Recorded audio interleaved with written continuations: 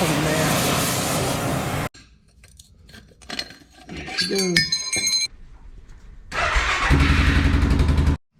Alright, we're finally back home. Sarah and I went on a Christmas vacation. My parents went to Florida. Show me. Let me see it. Got engaged. Woo! And we're finally back. We were back a week later than anticipated. I'm sure you all heard about the cancellations online, but without further ado, we're gonna get back into working on Vincent the Vinson. It's a 2003 Suzuki Vinson. The differential is stripped out. Make sure you check out part 1 of this build series. We're just gonna try and make this thing move again. It's a pretty sweet quad. Got it for cheap. Looks cool. Runs pretty good, but check out the first video. You're gonna want to see it. Long story short, the other thing holding the rear right axle in was the brake caliper. So lots of parts came in the mail, including this front brake lever. So we're gonna go ahead and put that on.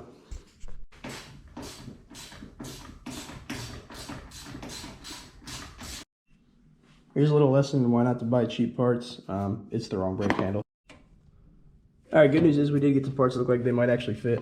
As you saw in the last video, this rear brake caliper is completely cooked. This little pin right here, you'll see that in a second. Basically, with the axle bearings being shot, there's nothing holding the axle in. The axle's walking in and out, and the brake caliper and the brake disc were literally going like this, and it just shaved off the inside, and you know, you can see it actually completely just tore this thing up. That's crazy. So this is like 30 bucks online. Can't wait to bleed this, but always a good learning experience. I haven't done it in a while. This pin is the thing that holds the pads in on either side. So I don't think we would have been able to reuse that one, but maybe if we can, we'll have a good one. And worst case, we'll have a brand new brake caliper on here. So we're gonna go ahead and start working on getting this rear end back in here. So let's check that out. All right, new differential, who dis? So order this online. As I said, we live in Alaska, so a lot of people, when you buy stuff on eBay, like to confirm your order and then cancel it and refund it because they don't want to ship whatever you purchased, and that's what happened on this. Usually what I'm able to do is have a person message me and say, you know, hey, it's going to be more expensive than you anticipated because it's going to cost me 150 bucks to ship something. So luckily, well, unfortunately, the one I ordered for $250, which looked a little more crusty and ugly like this, was canceled and refunded, and I had to purchase this one, which is 400 bucks. So it's pretty expensive. I mean, that's like half of what I paid for the quad, but I think it'll be worth it. All right, as you can notice from the mess, these things have been sitting on a pile of PB Blaster, excuse me, for the last 2 weeks. So hopefully that loosened these inner races out. There's 2 bearings on both of these, on each axle tube. And then obviously you slide the, axle tube, and you slide the axle shafts in through the back. The bearing in the retainer clip is what holds the bearings in place and keeps the axle from coming out the way it did for us. So I'm gonna start playing around with these, and you'll see some horrible footage of me trying to get these bearings out. I did in the last video start cutting the race with a Dremel, so I think I'm gonna do that a little bit more and try and get a flathead in there and pry it this way, and maybe a punch, try and crack it and roll it out. So the axle tube did wallow it out right here a little bit, which is kind of concerning. So that might keep us from seating a bearing in there the way I think we should. So that's a little concerning, but we'll do our best to make it work. So I was able to get the Dremel in there, cut the race, and then just taking a flathead screwdriver and sort of prying inward, and it's actually breaking off in pieces. So I might be able to spin this bearing and be able to pop it out from the back. So exciting times. There we go. Now I'm just gonna hit the screwdriver this way, and then should in theory bend the bearing inward, the race inward. This is the outer race, obviously. The rest of it is just completely destroyed, and should get the first bearing out, and then I'll continue to cut inward and get the second bearing. Like I said, these are double wall bearing. There's 2 of these in there stacked, 1, 2, and the retaining clip in the front. Cool.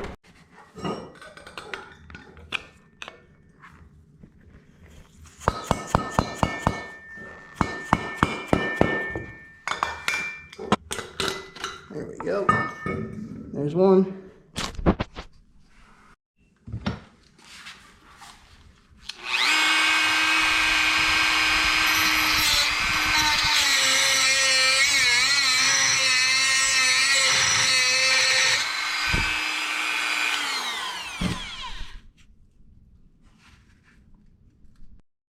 Clearly I'm no professional, but this does work. Just using a flathead and a dead blow, and like I said, you can just kind of get the flathead under there. I did cut part of the axle tube. There's a little mar right there, score if you will, where the bearing is going to sit. There's so much surface area that one little cut is virtually irrelevant. I mean, I'm sure you're going to get a little bit of dirt and rust that might sit in there, but it is what it is. I'm sure the bearings will go bad long before this causes any additional issues. After these get this walled out, and obviously the inner race and all the ball bearings and the retainer, a little, net looking thing that holds the balls from coming out the side, is completely gone. So it's kind of hard to tell what is the outer race, and here's a good picture of that.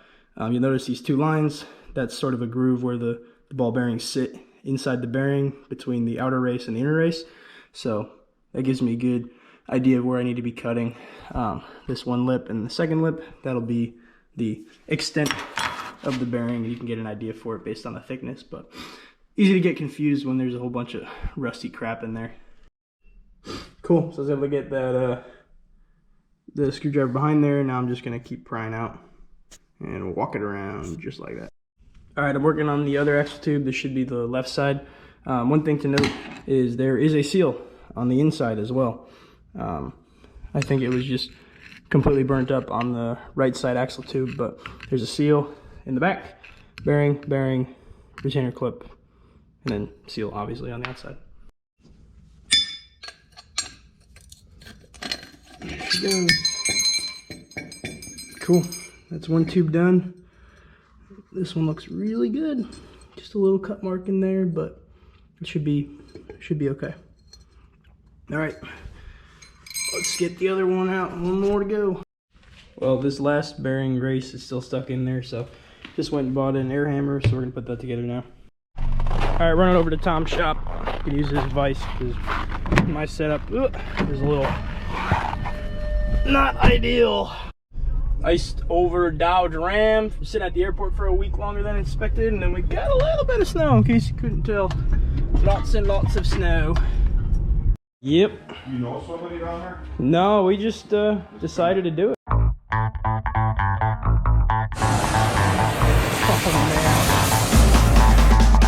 All right, so we heated it up with torch, as you saw, acetylene torch. I don't think the propane was strong enough to do it, so I'm really lucky to have Tom, my neighbor, who's super smart guy and has tons of tools at his transmission shop, and he was able to heat up the housing. We tried flipping it over and beating it on something hard plastic, just getting the bearing to fall out, but it was basically welded in there, as you can see right here. So I don't think I'll be able to put a seal on the back here. All right, let's heat this sucker up. So you want to heat up the housing and cool the bearings. That way this expands and the bearings shrink. All right, these are the bearings we're using fresh out of the freezer. I test fit this with the other one. The serial or the part number is right there if you need to order some of these for yourself. Again, this is a 2003 Suzuki Vinson 500. So let's go ahead and crack this open. Before we get too carried away, I'm going to slap some grease on the inside where the outer race is going to go, and then I'm going to grease the bearing up itself. They are sealed, but I still believe in this stuff. You can never have too much grease. Never have too much lube, you know the deal. Unfortunately, I just lost some of the footage, but bearings are in on both sides. All I did was take a big socket, actually kind of a driver. Get it started with an oversized one. You can kind of work it, and then get one that's the same size as just tinier than the inner diameter of the axle housing, and just a little bit smaller than the outer diameter of the outer race. And I just pounded them right in. Got 2 in there, so we're gonna go ahead and put these retaining clips in right now. These are just the same vice grip retaining clip remover and installer. You can probably get a set of these online for like $12 shipped from Amazon. All right, perfect. Then you're gonna want to grab onto it and just twist it a tiny bit. Make sure it's in that groove. Very cool. Gotta take a look. Here's the part number for you if you're looking to do this yourself. It's 09283-38022. So this is a sealed bearing, but I'm old school, so I'm gonna pack some grease in there just because I think it keeps dirt out. This is the concave side. This is the convex side. We want the side that you could pack grease into to be facing inward. And let's do it.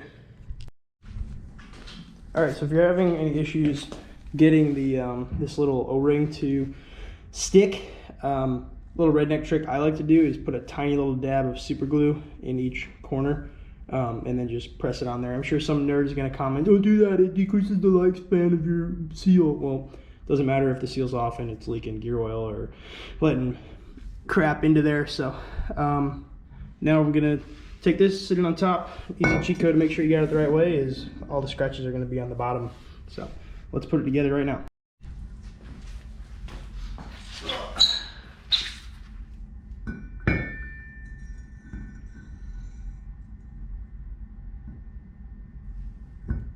Perfect. And a couple of these bolts that I'm putting in right now are actually for the putting the hitch on.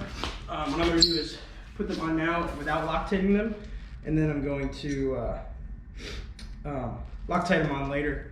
Once I take the 2 out that I need to put the hitch back on, I'll just Loctite each one individually and torque them to the manufacturer's specifications.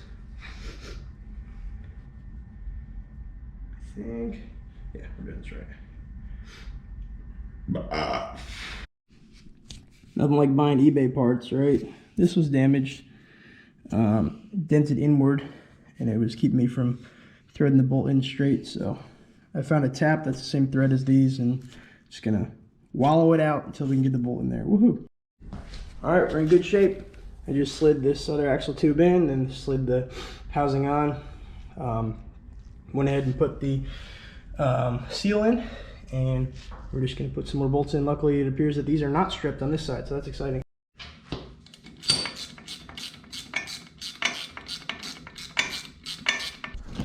All right, moment of truth, here we go. We got the jack underneath the diff. We're going to go ahead and roll this sucker right on in. I'm going to jack it up a little bit. Put a little bit of grease on this coupling here, where it connects. A little bit sketchy. All right. There we go.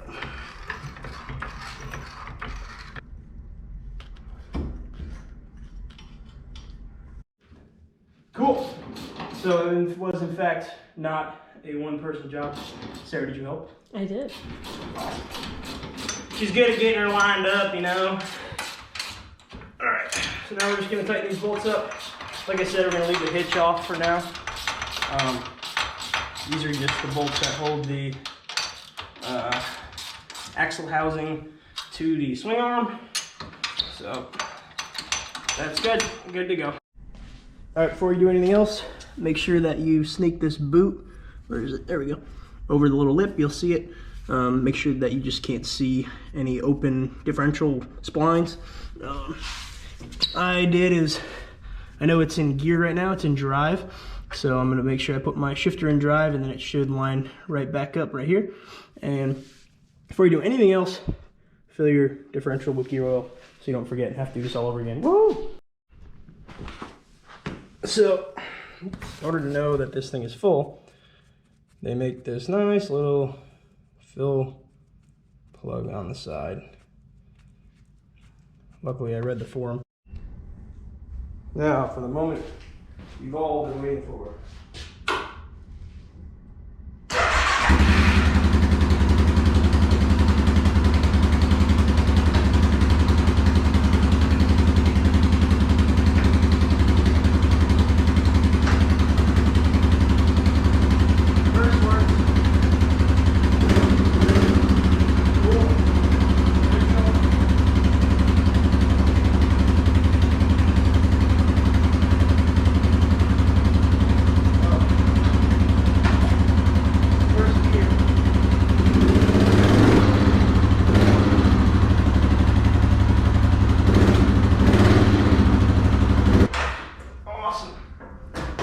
Put some tires on, baby. Moment of truth, baby.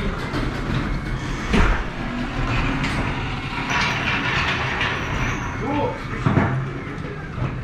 Alright, it's in park.